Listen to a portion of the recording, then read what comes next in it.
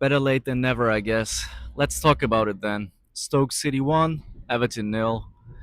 Third game of the preseason and the first loss of the preseason. Overall, terrible evening. And yeah, I think Everton social media is a little bit on fire right now. People are arguing. I mean, rightly so. I would say I understand pretty much all of the spectrum there. I definitely understand where the emotions come from. But let me give my thoughts on how I feel after this game. And I think I have two approaches here. Let me first talk the route that many people take, so have a go at either the players or the coach. But then I will reflect on why this game in particular showed a new, I would say, tendency, or it reveals something about I think where Everton are in a more long term perspective. So first, let's talk about the game and the players. It was like I think we actually started this game pretty bright. Like the first 10, 15 minutes were, I think, the best Everton played all preseason, maybe. I mean, Dundee, yes, was a good game, but most of these goals were gifted. I thought the first 15 against Stoke, the attacking play was actually very, very promising, especially down the left. I thought Hackney, George, linking up with Dewsbury Hall, even in the beginning, Mykolenko, that looked extremely promising. 15 minutes. Very good passing play. Like everything you hope when you looked at that lineup, so many technical football players in the middle of the park, that actually paid off. But pretty much after those 15 minutes, Everton were second best for the rest of the game. Stoke were firmly in control, looked a much stronger side, more structured side, and they were able to exploit the weaknesses of this lineup. And I would say the biggest weakness of this lineup was the imbalance between the midfield and the defense. So we had, I think, in the last, I don't know, 4 years, arguably the lightest, most technical, offensive minded midfield we've had in years. And we paired it with a back four of Mykolenko, uh, Keane, and Tarkowski, and Röhl. But I will not really count Röhl as part of that back four. He's like a makeshift right back, not symptomatic of the other three.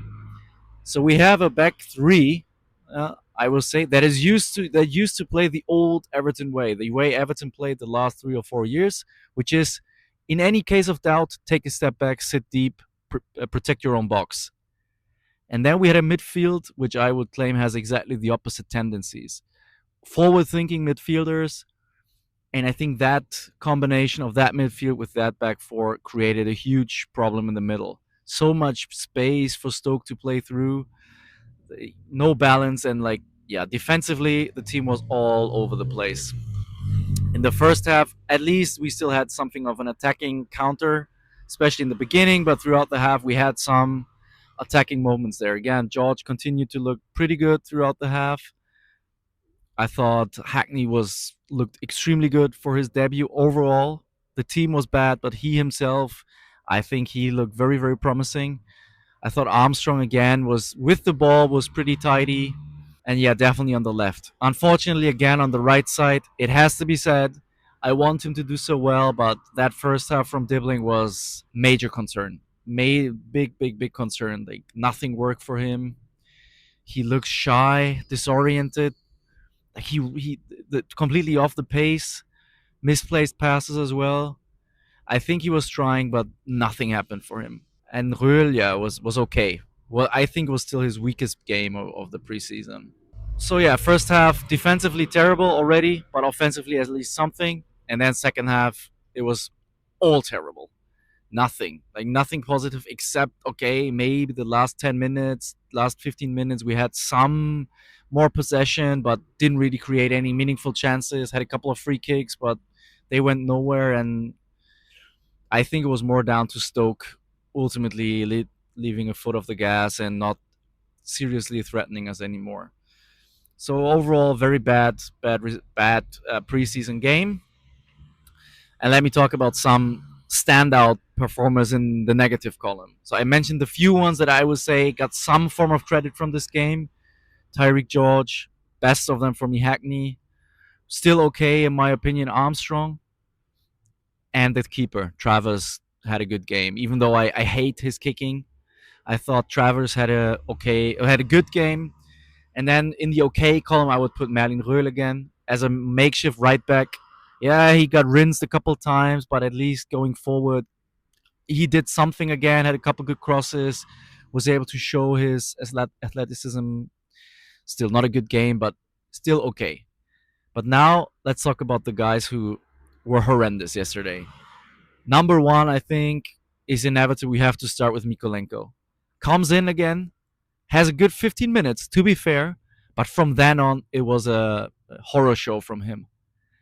His one redeeming quality has to be that he's a solid defender because he offers literally close to nothing going forward. He has maybe these one or two moments a game where he does something and then something in his head like, okay, I done my offensive duty.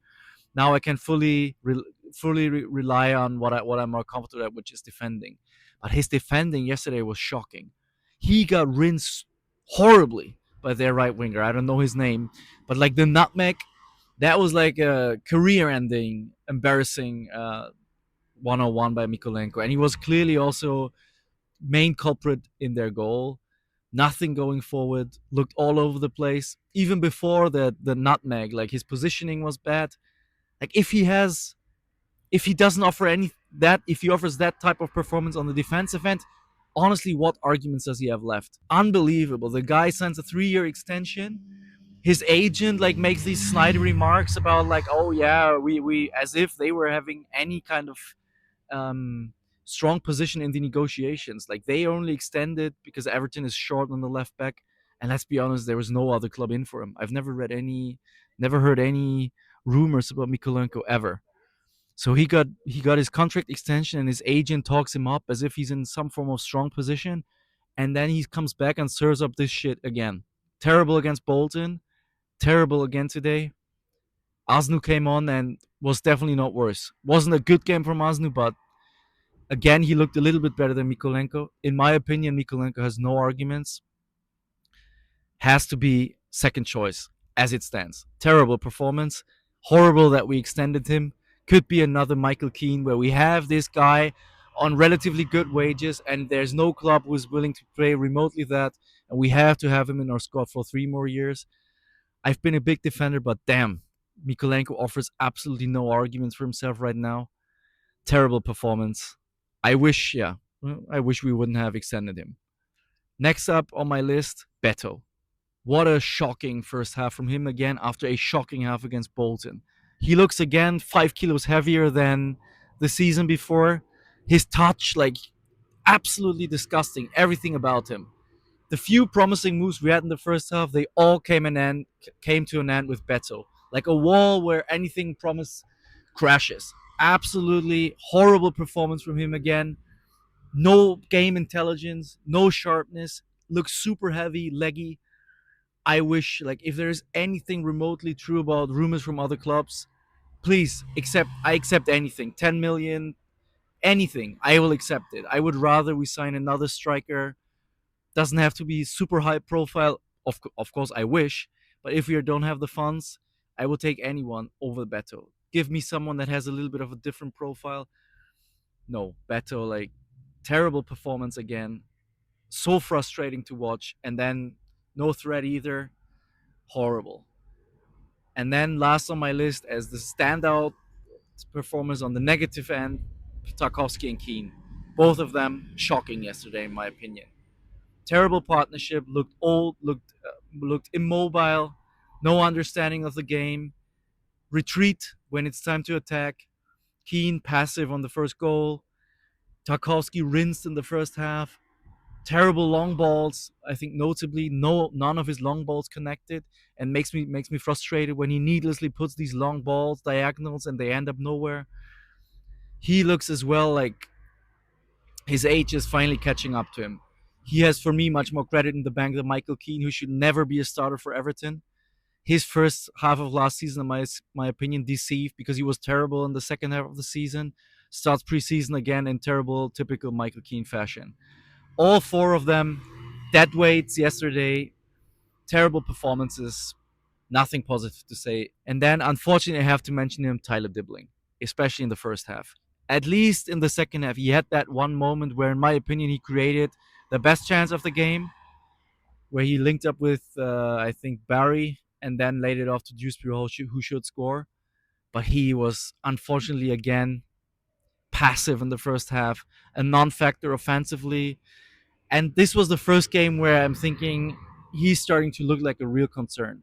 For a 40 million player, he looks miles off it, doesn't he? He looks devoid of confidence. He looks like nowhere, nothing close to the player we saw from Southampton. The power, the drive, the inventiveness. He looks completely like a shell of himself.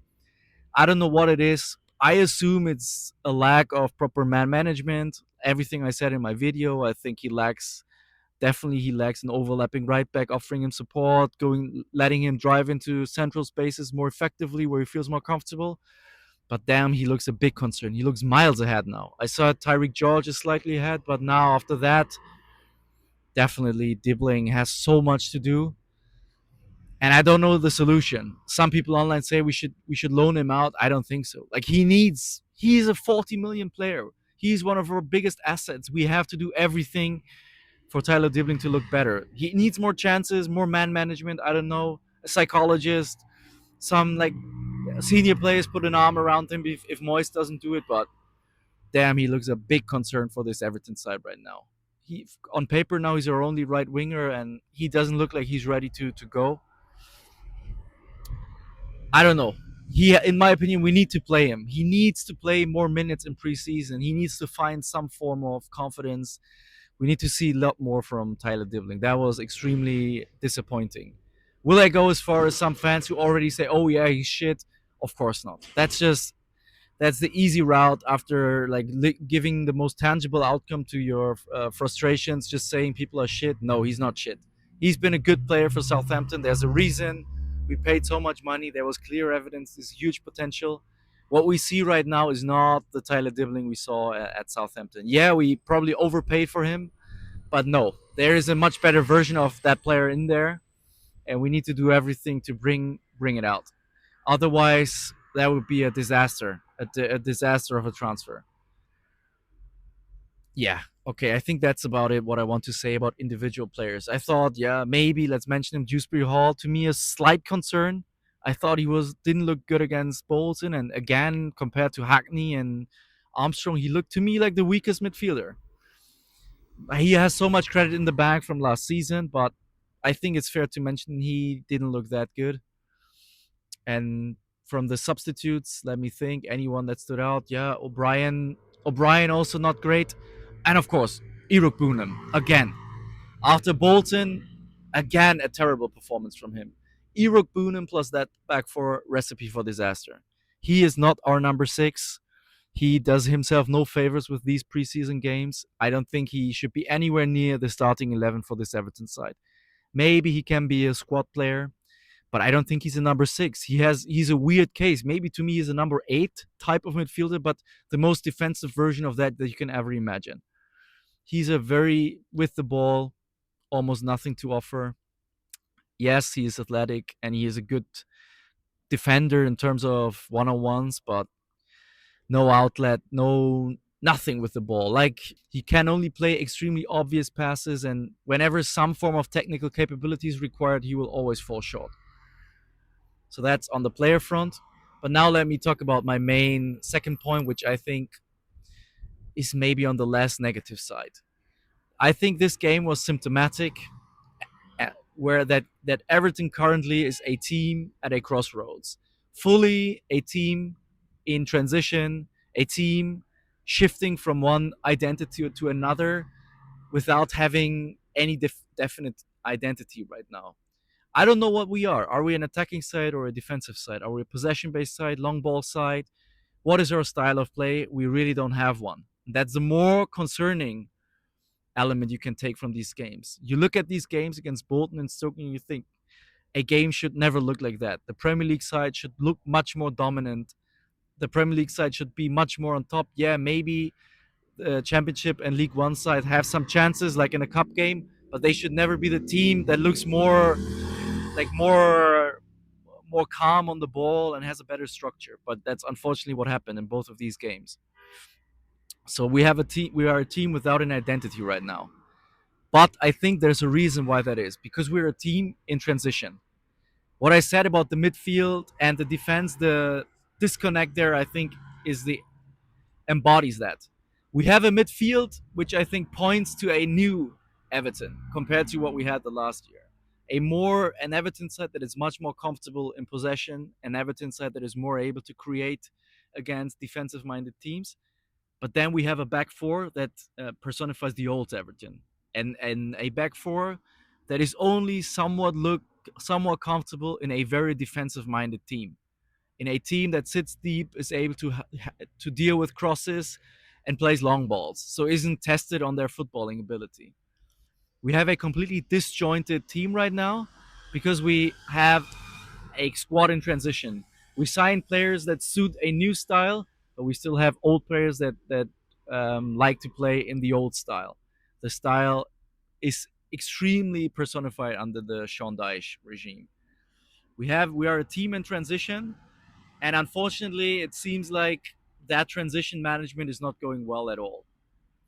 We all believe Moyes will probably be more suited to the old style, and he seems incapable of integrating the newer type of player, technical player, more possession based player. He seems currently unable to bring out many positive aspects in them. So, to me, at least, that gives me context, that gives me an explanation why we look like a team without an identity because we're undergoing a transition and we're seeing the negative side of being in transition right now. I wish that transition would look a little bit smoother than what we've seen now, but it's the unfortunate, it's the reality of where we are. We're currently in a transition right now. And so what's the conclusion I draw from that? Should we go back to signing old school type of players to balance the squad better? In my opinion, no. I think as a fan base we have to bite the bullet. I hope we make more signings, but I still, even though preseason looks bad, I persist. We should sign more the new type of player. We should sign more the likes of Hackney, Dewsbury Hall, Dibling, more gifted players than the old physical specimen, and we should stick with that transition to become a more dimensional team than the one dimensional team we've been in seasons before Moyes. That is my persistence. If that means we will have to endure another season where it's more about somehow getting over the line, surviving, but with the prospect of next season being one step closer to being having a new, more balanced identity, then I will somewhat take that. I think this season will be riskier again. We will be maybe threatened again with a relegation battle, but I think I'm willing to accept that over staying in that one-dimensional old school identity where we have no ceiling, where we literally have no reason to believe we can be realistically finished in European spots. Sign more footballing players and hope Moyes can find a better cohesion with them. Hope maybe a new coach, if Moyes is not the coach, can find a better mix already. But we should continue, in my opinion, with that squad transition. More younger players, technical players, but long term, I think it's the right way to go. Rather that than buying panic old players to please Moyes now and put out a more stable side that ultimately will not move us forward in the long term future. Let me know what you think. See you soon. Adios.